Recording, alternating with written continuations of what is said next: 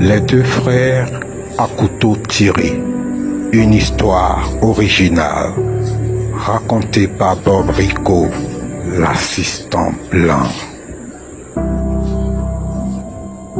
Eh bien, chers amis d'ici et d'ailleurs, recevez mes salutations les plus distinguées. Vous êtes à présent au bon endroit. Aujourd'hui, je voudrais vous conter une petite histoire. Sûrement, elle pourrait bien avoir eu lieu non loin de chez vous, car les histoires s'entremêlent et s'entrechoquent. Les histoires sont faites pour pouvoir illustrer les points de la vie considérables, pour tirer des leçons et pour pouvoir s'armer et savoir se diriger. Dazoum et Boari étaient des frères. Parce qu'aujourd'hui, le mot frère ne saurait trouver place dans le cœur de ces deux êtres qui sont sortis du même ventre. Comment une telle chose a pu se produire dans cette culture africaine où les liens de la famille, les liens familiaux sont d'une importance que l'on ne peut trouver nulle part.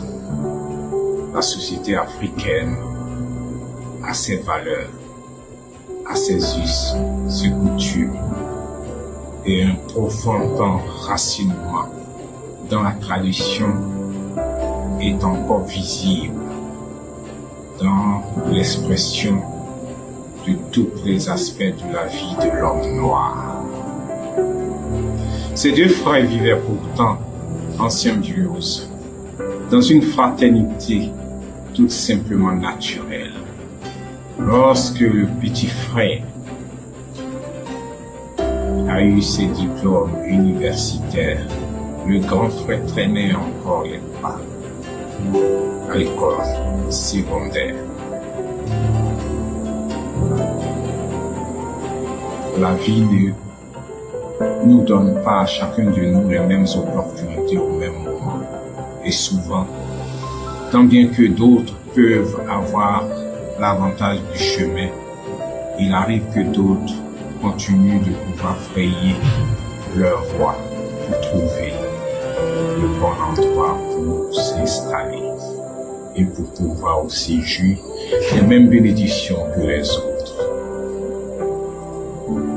Ainsi, le petit frère a commencé à travailler, à pouvoir se réaliser avant le grand frère. Tout de suite, il a commencé à pouvoir économiser de l'argent. Oui, beaucoup d'argent en un temps record. Lui, le petit frère, a commencé à faire face aux besoins des parents, de la famille. De la famille de son père, bien évidemment, et ainsi de suite, dans la grande famille.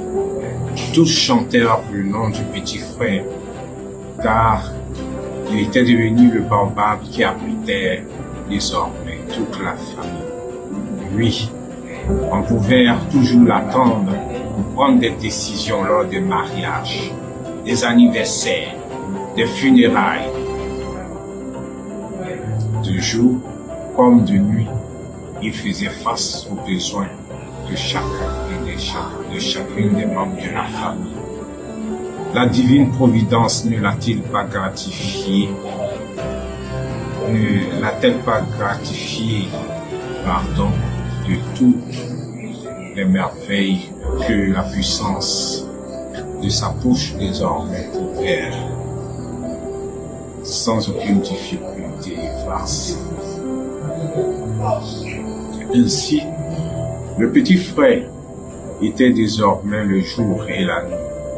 Il était celui autour duquel tous les membres de la famille, tant bien la petite famille que la famille élargie, tournaient autour. Son point de vue comptait grandement dans les prises de décision. Au conseil de famille, on attendait d'abord qu'il arrive avant l'entame des débats. Le grand frère, quant à lui, il n'en avait pas assez comme le petit frère, mais il pouvait se débrouiller avec le peu qu'il gagnait sans toutefois tendre la main. C'était un homme courageux. Il n'était pas assez brillant dans les études et donc il se débrouillait à travers des petits métiers, des petits boulots qu'il pouvait facilement avoir pour gagner son pain quotidien et pour pouvoir couvrir les petits besoins de sa petite famille. Ainsi, lors des conseils de famille, quand le grand frère se mettait à parler,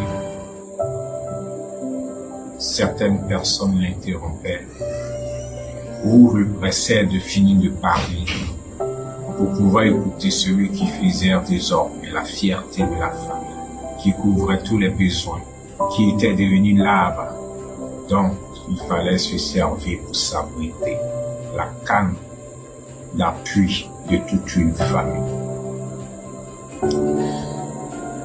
Vous voulez entendre la suite de cette belle histoire? Continuez de suivre et vous aurez encore à pouvoir savourer la fin de cette belle histoire. Pour aujourd'hui, je voudrais m'arrêter là et demain nous continuerons. Vous verrez la suite de ce qu'il va se passer entre deux frères sortis du même ventre, deux frères qui sont devenus désormais deux ennemis, deux frères qui sont à couteau tiré, deux frères qui ont divisé toute une famille, deux frères qui sont désormais une interpellation pour nous demander de faire attention, car de simples étincelles peuvent devenir un feu qui embrasera tout un monde. Bonne soirée à vous, prenez soin de vous, mes amis, et à demain pour la suite.